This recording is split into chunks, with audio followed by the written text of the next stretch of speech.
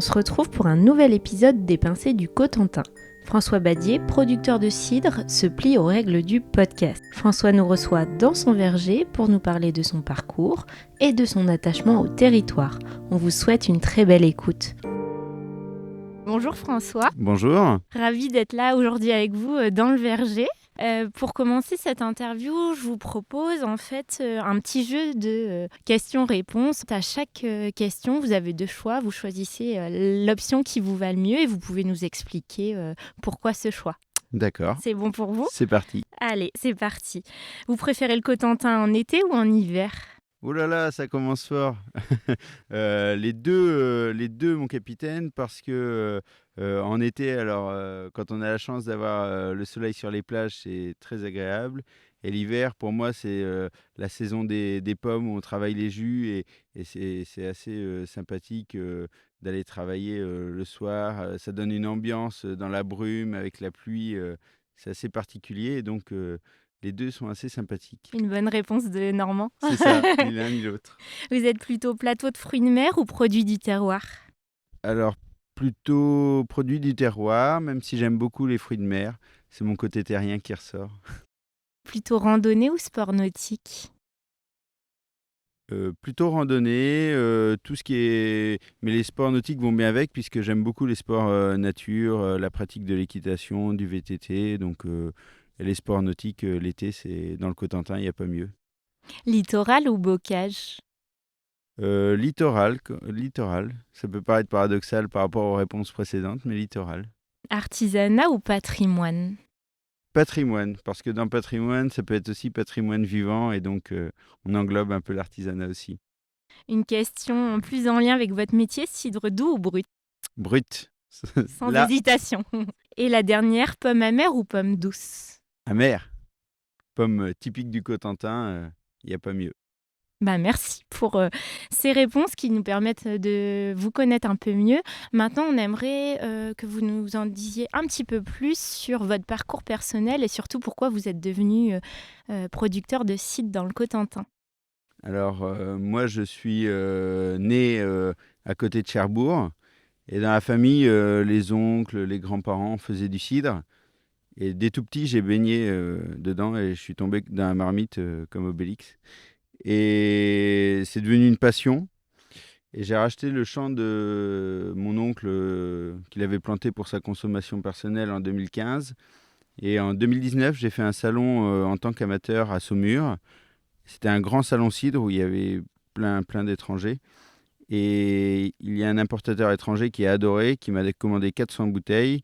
Et suite à ça, j'ai créé l'entreprise. Et là, ça a été fabuleux parce que ça a été des échanges avec les restaurateurs, les cavistes, les clients un peu partout en France. Et voilà, c'est une belle aventure. Et moi, ce que j'adore particulièrement, c'est emmener les gens au verger pour leur expliquer, parce que pour moi, le verger, c'est la base. On est sur la commune de Tolva, sur un verger qui a été planté dans les années 1980, avec des pommiers de type basse-tige. Donc la différence entre des basses-tiges et des hautes-tiges, c'est la hauteur de tronc. Et des basses-tiges vont rapporter plus rapidement que des hautes-tiges, sachant que le haute-tige, c'est le verger traditionnel du Cotentin, puisque il y avait les arbres au milieu des champs et les animaux qui étaient en pâture dessous, quoi.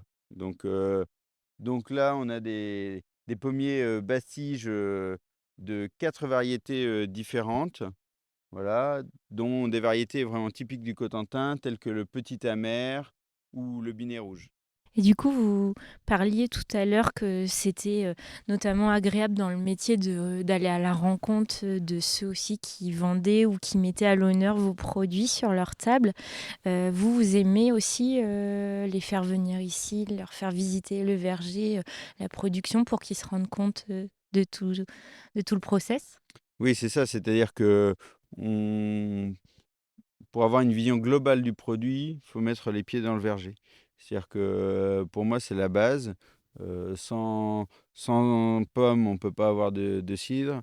On a tendance des fois à se plaindre dans le Cotentin de la pluie, mais sans eau, on n'aurait pas les pommes, et les pommes, c'est le cidre. Donc, il faut amener les gens au verger, leur expliquer qu'un arbre, c'est vivant, et donc que les pommes, derrière, c'est un produit vivant. Et la base, c'est ici, c'est le verger. Donc, en les amenant ici, ils prennent conscience du produit qu'ils vont avoir après à commercialiser de leur côté et ils vont savoir en parler.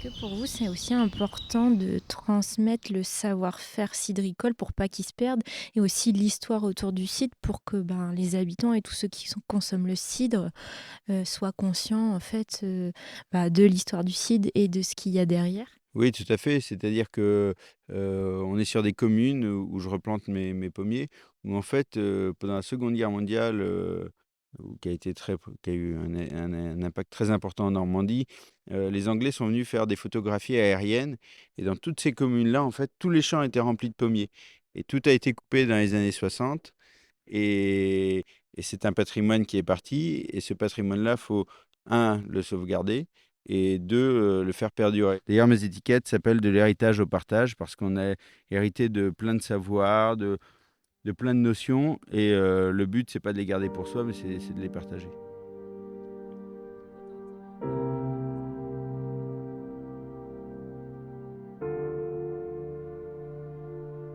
Et donc le Cotentin est bien réputé et quand même reconnu pour son cidre. Qu'est-ce qui fait qu'une région, un territoire est propice à la production cidricole?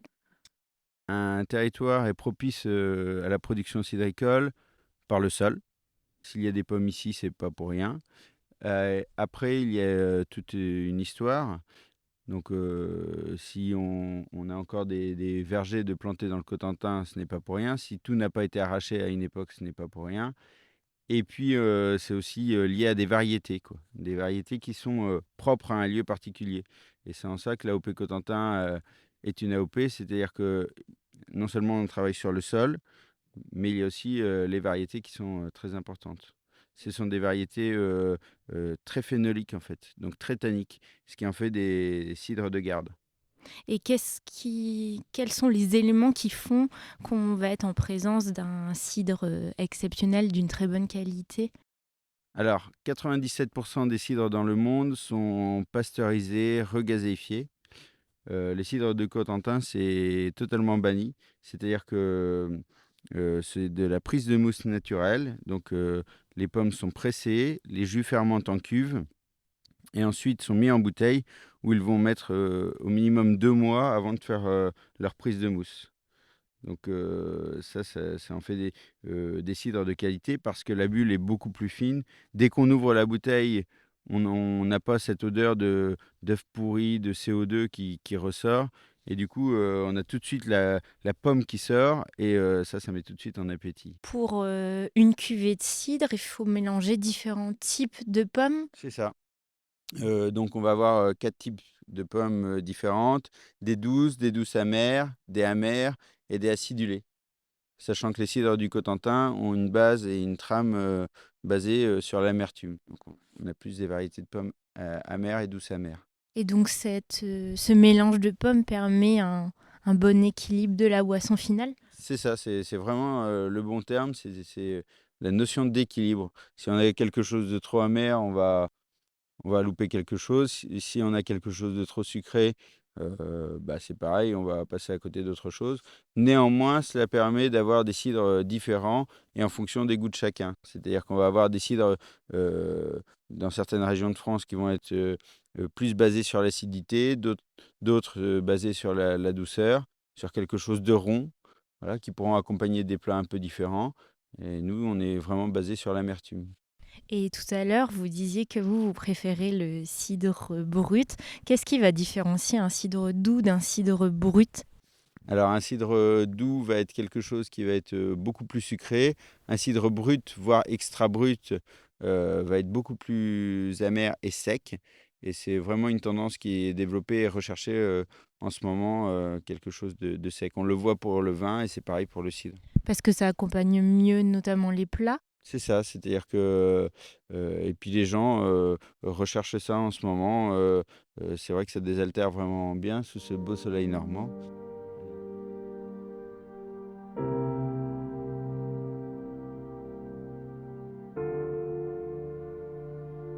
Si on prend une année qui commencerait, pour un cidrier, au mois de septembre-octobre par le ramassage des pommes, Heu, donc il y aurait octobre, le ramassage des pommes et le pressage. Donc suite, au pressage, il va y avoir tout le travail des jus, pour essayer de les stabiliser.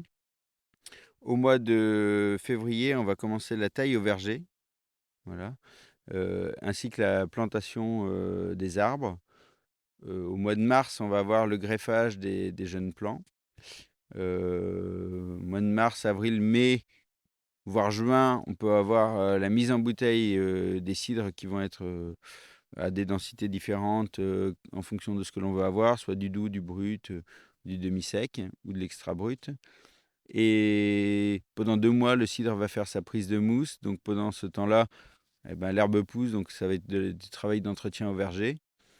On va avoir une grosse partie commercialisation au mois de juillet à août et septembre. Et puis, on attaque de nouveau au mois d'octobre pour la saison des pommes. Si vous deviez, décrire, le site du Cotentin en 3 mots, pour vous, c'est quoi les 3 mots qui définissent mieux ce site du Cotentin? Alors tradition, parce que comme je le disais tout à l'heure, si on fait du cidre ici, ce n'est pas pour rien, c'est parce qu'on hérite de beaucoup de choses.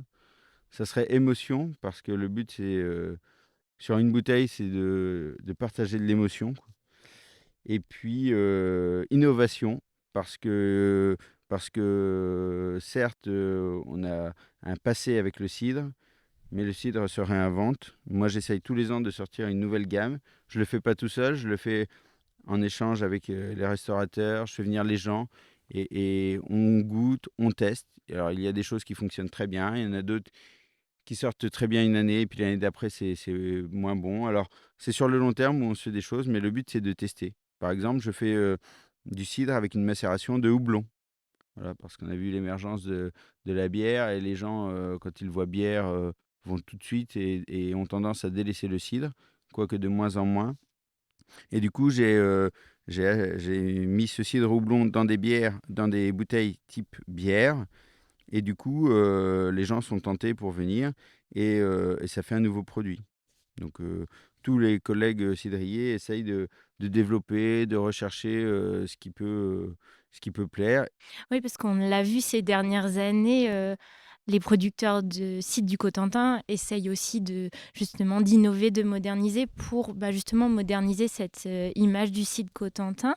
Et vous parliez tout à l'heure du site Cotentin AOP. Est-ce que vous pouvez nous expliquer concrètement, ce que c'est? Le cidre Cotentin AOP, c'est l'union fait la force. Et si on reste chacun dans son coin, on ne peut pas faire grand-chose. Alors que là, on est une dizaine de producteurs et on se réunit régulièrement et on échange. On échange sur ce qui fonctionne, sur ce qui fonctionne pas et on goûte. Et ce qui est important, c'est pas de rester, sur un cidre, mais c'est de goûter, plein de cidres différents pour se faire le palais, en fait. Il y a des cidres que l'on aime, il y a des cidres que l'on n'aime pas, voilà, comme, pour le vin. Et on a aussi entendu parler du vieillissement prolongé du cidre. Qu'est-ce que c'est? Donc le vieillissement prolongé, c'est l'innovation. Mais c'est parce qu'il y a des producteurs qui ont gardé, des bouteilles de côté, sans les ouvrir, pendant des dizaines, des vingtaines d'années et on s'est rendu compte que ça, c'était assez propice au cidre du Cotentin, car les pommes sont phénoliques, elles sont très riches en tanins et du coup, ça en fait des cidres de garde où les tanins, se fondent avec le fruit au fur et à mesure des années. La première année, on va être beaucoup sur le fruit et l'amertume et tout ça va se lisser avec le temps pour, se mélanger et se patiner un petit peu et ça rend des cidres assez exceptionnels.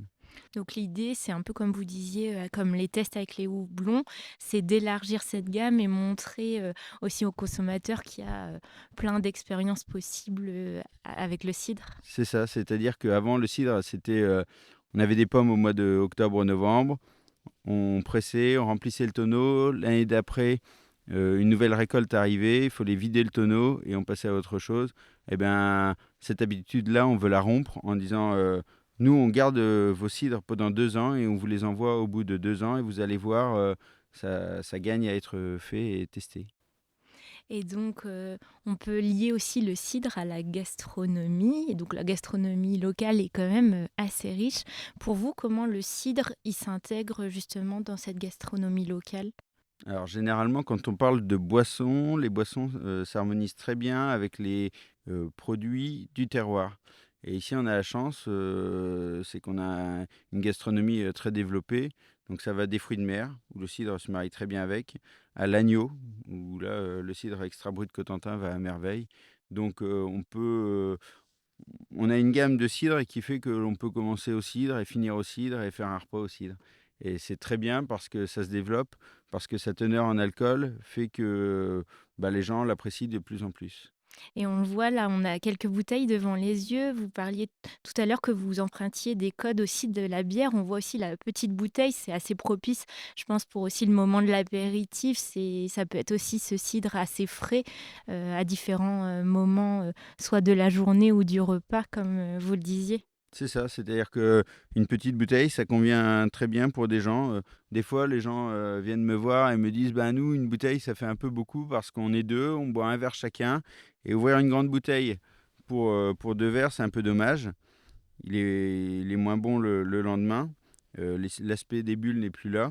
Donc, en prenant une petite bouteille, les gens sont contents et en profitent bien.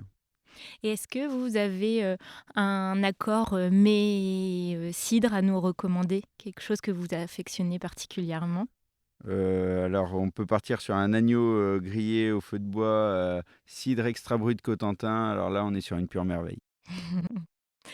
Et en tant qu'ambassadeur du Cotentin, quel message vous souhaiteriez transmettre à des personnes, qui souhaiteraient, justement venir, découvrir le Cotentin? Qu'est-ce qui rend, notre territoire, si unique et plaisant à vivre?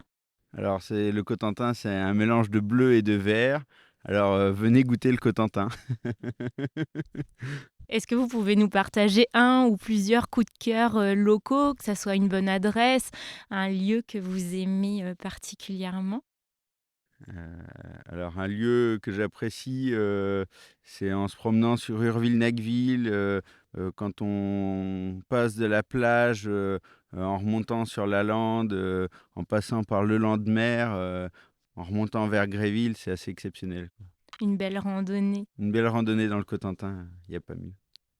Eh ben, en tout cas, merci pour cet échange. On espère que ça a donné envie à nos auditeurs de découvrir ou redécouvrir le Cotentin et surtout de passer un bon moment avec un bon verre de cidre. Eh ben, merci à vous.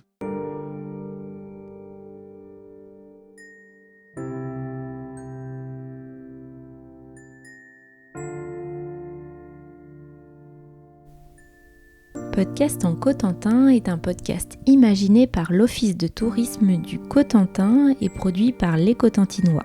Retrouvez tous les épisodes sur vos plateformes d'écoute habituelles ainsi que sur le site podcast.encotentin.fr. Suivez également l'Office de tourisme du Cotentin sur les réseaux sociaux.